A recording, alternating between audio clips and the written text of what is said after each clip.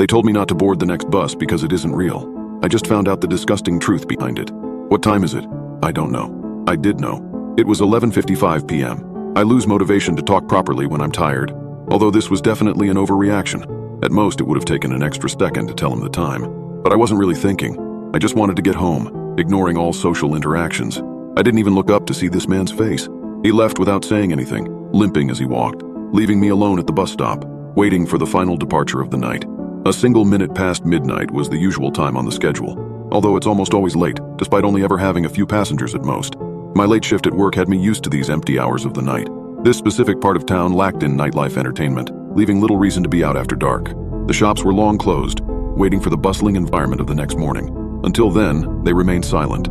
Some had their lights on all night long, spilling echoes of life into an otherwise inactive street. If the rapture occurred with me at this bus stop, it would take a long while for that news to reach me, as I simply continue waiting for an ever later, never arriving bus. These are the kind of thoughts I have as I wait in the dark for the bus.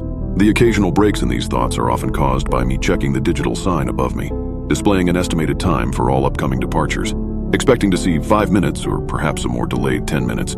I hadn't planned on having to read a whole sentence, so as I finished checking the sign, only then did my mind realize that it had not even seen a number. I had checked the sign but did not comprehend the content. My double take showed me what I had missed. The next bus is not real. Do not board. I stared for a moment before looking around. What I expected to see I do not know. Perhaps some pranksters giggling at their work, or more sinisterly, a shadowy figure looming over to guide this paranormal event. Nothing. I saw nothing. The same street I had become familiar with had nothing new. It remained empty with me as its only sign of life. So I waited. It was 11:59 p.m. by this point, so only 2 more minutes remained. On time for what may have been the first time ever the bus arrived. A single minute past midnight, and here it was, pulling around the corner, approaching the stop. I put my hand out to signal my need to board, feeling relieved that my only way home hadn't been canceled. As the bus approached, I noticed the dark interior. The headlights were on, but the lights inside were all off. I could not make out whether any passengers were on board or even who the driver was. Being a regular, I know most of the final route drivers, but this time it was anybody's guess. I got onto the bus, putting down the same change I always do. "Bit dark, isn't it?" Nobody replied as the doors closed behind me, and the bus continued its way forward. I smiled awkwardly, despite knowing that the driver could not see me, and found a seat. I never found out whether there were any more passengers, but I can only hope that nobody else had to go through these next events. Almost immediately, I noticed stops being omitted from the route. A turn missed here, a completely wrong turn taken there. Panic set in that I had somehow gotten onto the wrong bus, despite knowing for a fact that the bus I always get is the only local one that runs this late. Convincing myself that an unfortunate series of road closures had occurred, I remained calm and waited it out.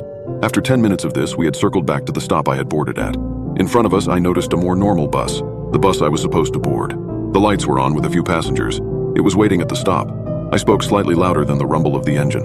"Excuse me, can I get off? I'm on the wrong bus." No answer as we slowly passed the correct bus. I could see the passengers inside all staring ahead. My gaze followed theirs, meeting at an ambulance parked just slightly in front. A small group of paramedics knelt down in the beam of the bus's headlights, surrounding a body on the floor. I couldn't make out the body's face as it was just out of sight, although one leg looked twisted. The passengers looked distraught, whilst the bus driver stood talking to the paramedics. I stood up. "I need to leave at the next stop." As I spoke, I pressed the bell, and the only sign of any internal lights lit up at the front of the bus, stopping.